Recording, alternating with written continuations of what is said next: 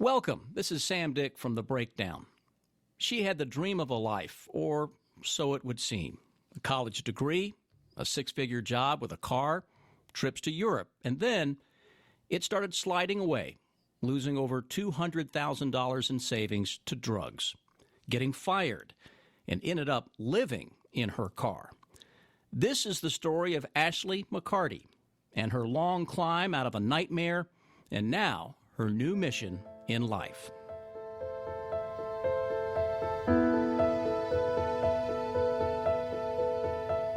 I think it got to that point when I was living in my car, bumming people for showers, actually using the restroom in a bucket, and then going to jail and sitting in that jail cell and being court ordered to rehab.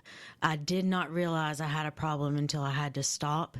And then when all that happened, I knew that I couldn't go much further and I had to do something about my life. Ashley, welcome to The Breakdown. Where did you grow up? London, Kentucky. Yep, I was born and raised there on like a 350-acre farm.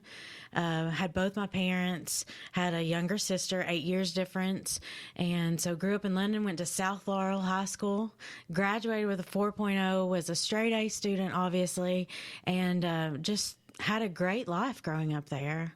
Had you experimented in high school with alcohol or marijuana or drugs? No, well, I take that back. One time I had tried marijuana.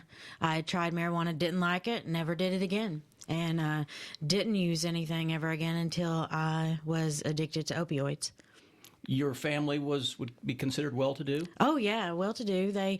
My family actually owned a car dealership in Manchester, Kentucky for 25 years, and they were a God-fearing family, and it was a great way to be brought up. I couldn't have asked for anything better. You had a really good life. I had a really good life, yes. So you go to college. Tell me about that.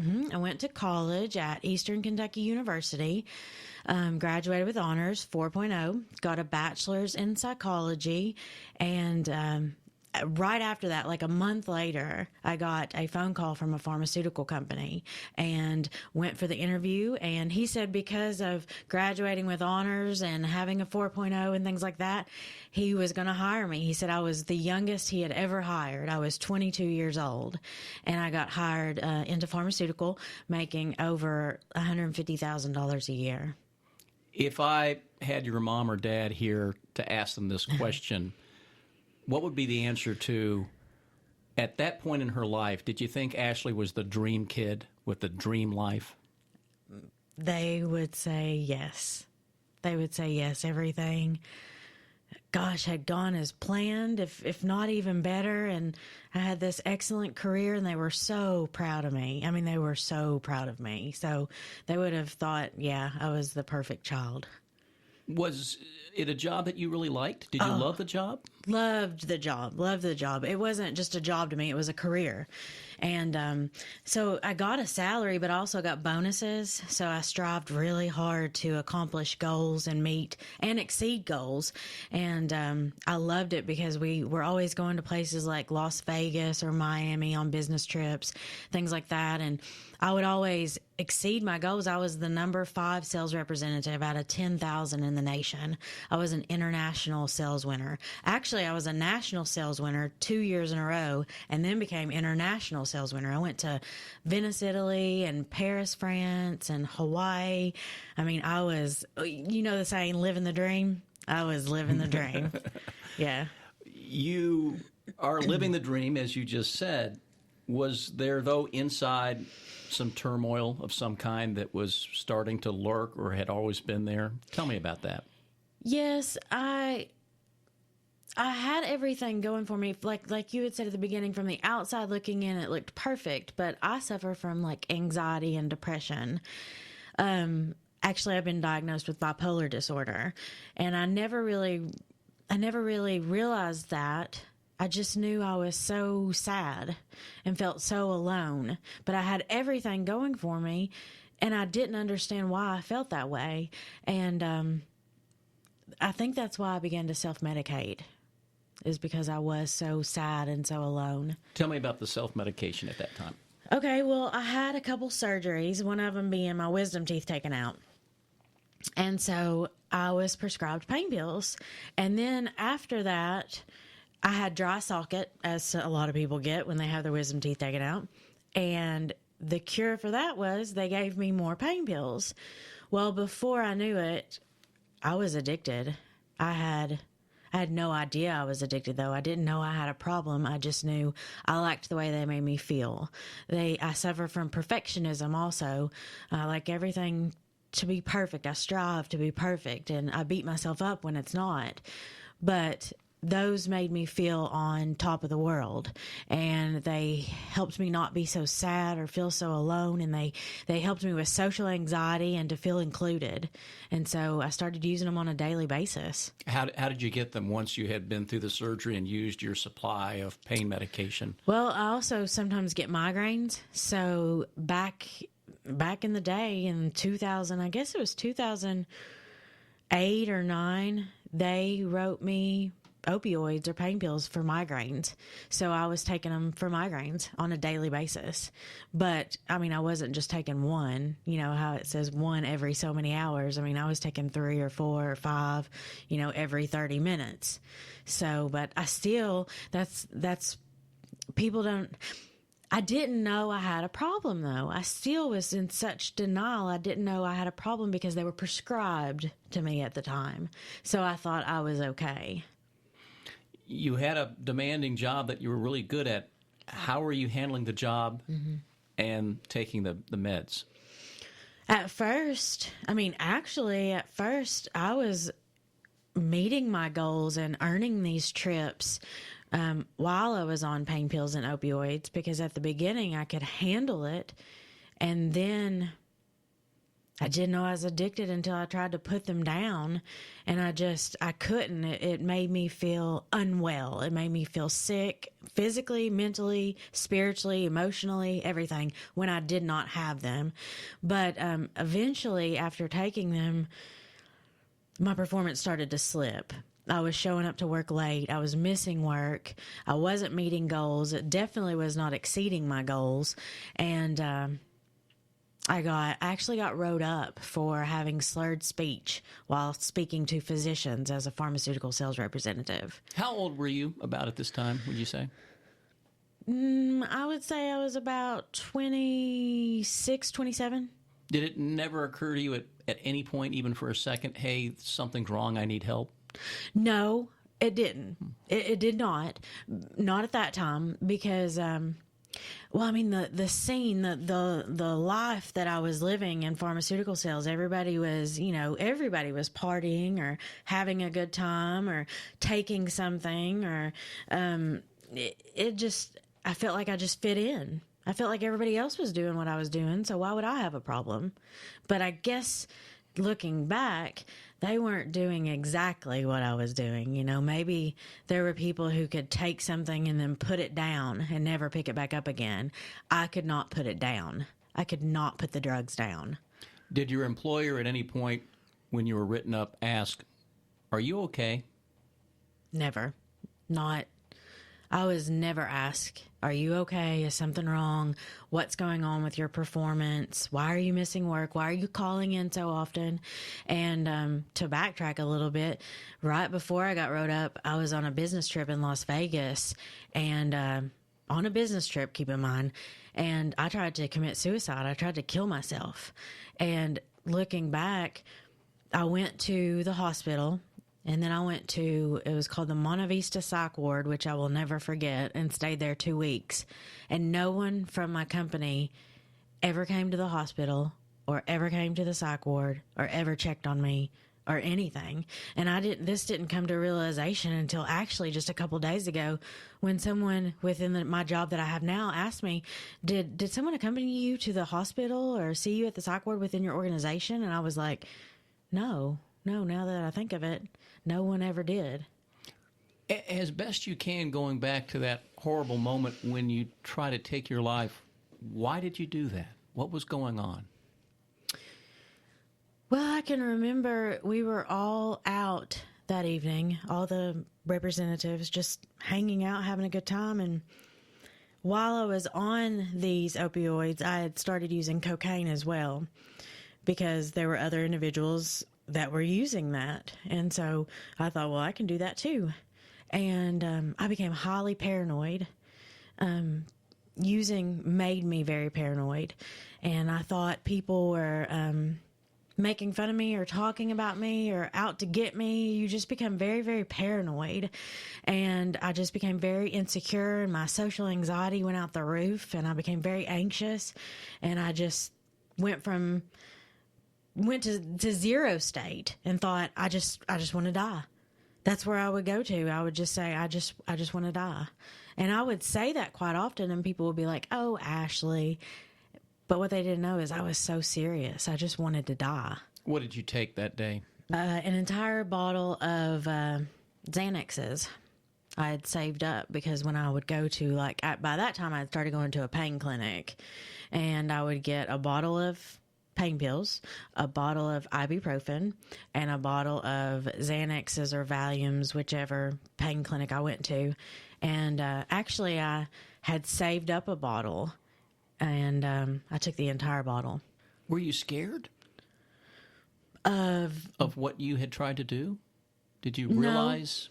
No, I wasn't, to be honest. And it's very sad to say, I was so delusional on these drugs and cocaine and, Xanaxes and Valiums and all that, that when they saved my life, I was actually mad. I was so mad that they didn't let me die. And then you're let out to go ahead and continue your job, almost as if nothing happened? Yep. They discharged me from the psych ward, and I got on a plane, and I can remember flying back into Lexington. I lived in Prestonsburg at the time, and I flew back into Lexington, got in my car at the airport, and drove back to Prestonsburg for a couple hours, and went back to my house, and was just expected to just carry on. And still, even at that point, you still didn't think, oh my gosh, I just tried to kill myself. I need help. Right. No, I didn't think that. I just knew I was depressed, and I didn't know what was heightening that. I didn't realize it was the drugs. I just knew I might have needed help with my depression, but I did not correlate it to drugs. I didn't think it had anything to do with pain pills or anything like that. I didn't know they were addictive. I didn't know I was addicted to them. I didn't know they were, high potential for abuse and things like that. So at this point, you now are back on the job. Mm-hmm. How long before you were fired? I would say about a month. Tell me about that. Well, that's when they called me in. They wrote me up, said I was slurring my speech to physicians, and they had documentation from physicians, which I never saw, but they had documentation saying that I was inappropriate and things like that. Then they put me on a 2-week probationary period. So, of course, I thought, well, I'm going to do my best these next 2 weeks because I've done nothing wrong and I'm okay, and I got to keep my job. But as things had it, they brought me back in, and they said, we need the keys to your car, we need your cell phone, we need your, company credit card, we're letting you go. And I thought it was like a conspiracy theory. Somebody was out to get me. I hadn't done any of this stuff. I was just such a good employee and sales rep that there was probably somebody else that was just wanting to take my job or something. I mean, it was crazy thinking. And looking back, I was so sick. I was just so sick mentally, physically, emotionally, spiritually. I was sick. And again, no one from the company ever said, do you need help? No, never heard from anyone ever again. Still, my direct supervisors and things like that at the time, I've never heard anything from them ever again. Does that baffle you when you look back at that in terms of their lack of a response? Now it does, because now I'm clear-minded, and I see that people can get into recovery and that there actually is help. There is help for this. You don't have to suffer, and you don't have to suffer silently. You can get help. But I didn't realize that I needed help, and I didn't realize there was help out there for what I was going through. I just thought that was the hand I was dealt, and that was just how my life was supposed to be. So you lose your job and you go back home to London, is that right? Yes. And you're, as we've talked previously, you rent a place from your parents. You have to pay rent and get another job. And you think, Yes. well, I'm going to go ahead and start over here? Yes. I thought, well, I just got to, what they say, pick myself up from the bootstraps and just move on and keep going on. And so I rented that townhouse off my parents, and they always taught me responsibility and things like that, so that's why they charged me rent. And I completely understand that, because I needed to be a responsible individual, because I was not. Obviously, I just lost my career, and so that encouraged me to get another job. But I still didn't put down the pain pills, because I didn't think I had a problem with them. And at that point, how much were you using, would you say? What were you taking? That time I was taking hydrocodone and Percocets, and I would get a prescription, and it might last me, we're talking a month's prescription, and that might last me a week. First thing I thought of when I woke up, and the last thing I thought of when I went to bed.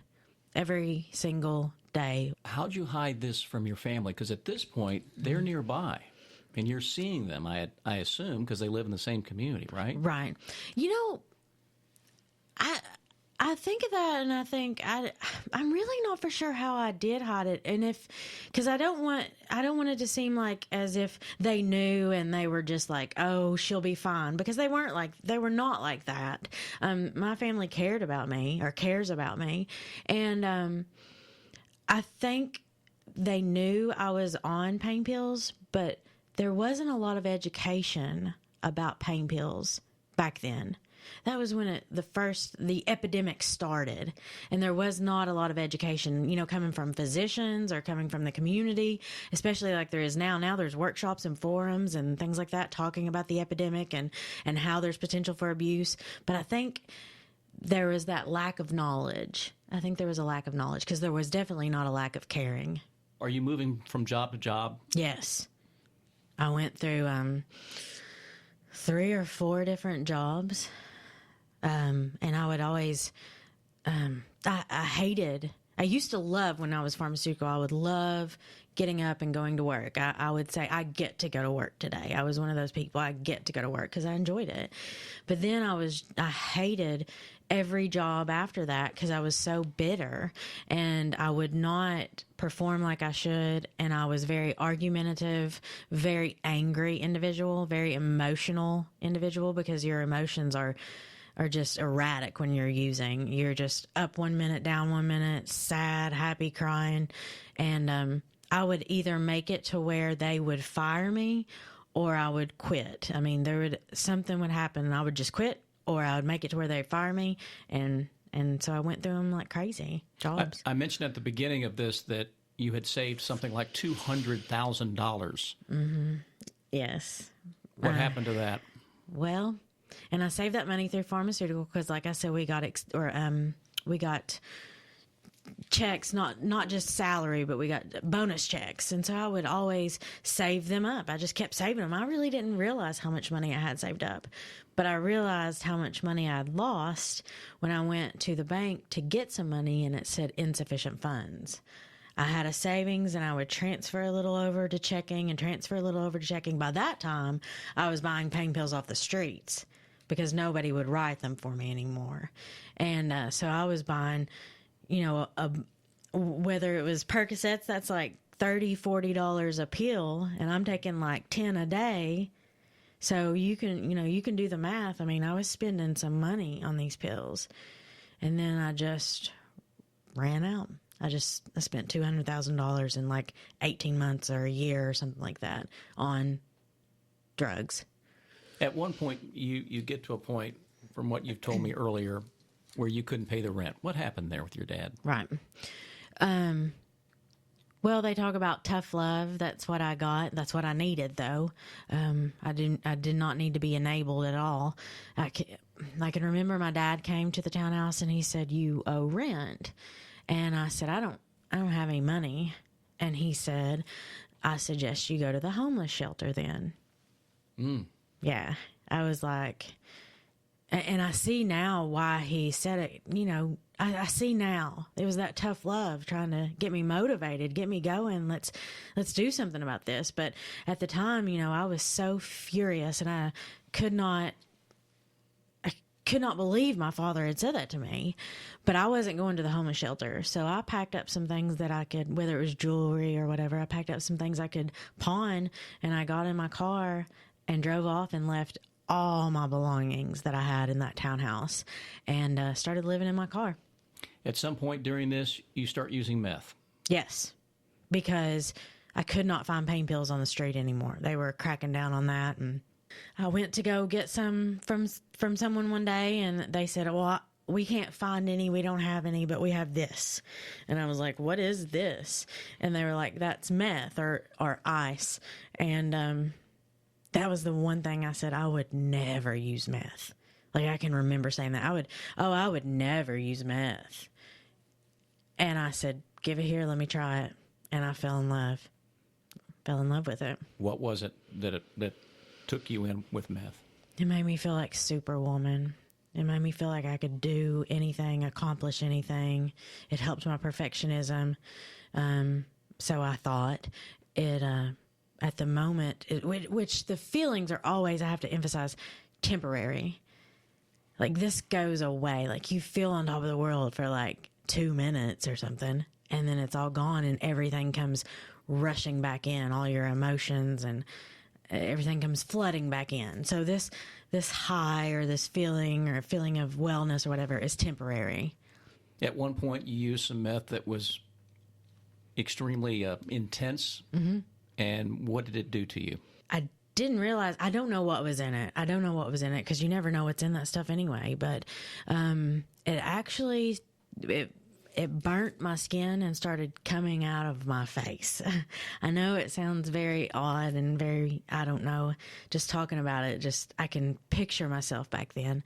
But it started, I've still got some scars and some, like a burn spot on my cheek where it was coming out. But I can remember looking in the mirror, and I said, well, I've already messed up my face. I've already got these scars, because back then it was horrible. It was open wounds on my face. And I said, I've already destroyed my face. And I can remember I got some more meth and smoked some more meth and just said, oh well, I'm just going to keep doing this. Looking in the mirror with my skin falling off my face, saying, oh well, and then just kept using meth. That's what it does. You don't care. You don't care anymore. I didn't care. You're arrested. Yep. Before you can inject. Yes. On my way to inject. I was going to try the needle or injecting for the first time. We were in the car on our way because I wanted to try it, because I heard about it and said, well, this disease is progressive, by the way. And so that was just my next step, my next way to that I thought I could feel even better. And then those blue lights got behind us, which I think was a intervention from God. And we got pulled over, and everybody in there had warrants on them. I had warrants on me, and I had no idea I had warrants on me. And we all went to jail. You go to jail, mm-hmm. And is that the time where you go, this is the lowest of lows, I don't want to stay here, I can't do this? Yeah, well, at the beginning it wasn't, because I can remember when I got put in that holding cell, I called my dad and I said, hey, Dad, I'm in jail. He was like, okay. I said, well, come and get me. He said, oh, but no. He said, you are going to stay there. He said, because I can actually sleep tonight. Mm. And that hit me, that this disease doesn't just affect the individual, it affects the family. My dad had been up for nights worried, or for days, nights, months, however long, worried about finding his daughter dead. And he knew I was safe because I was in jail. I guess then I was court ordered to treatment. I went to Alabama, and I left that rehab because I just didn't like it. And then I just thought I was entitled to leave, and I went back to jail. I'd say the second time I went back to jail was when I said, I got to do something about this, because I always joke and say I'm not jail material because I don't do well in jail. And so the second time I went back to jail, that's probably when it hit me.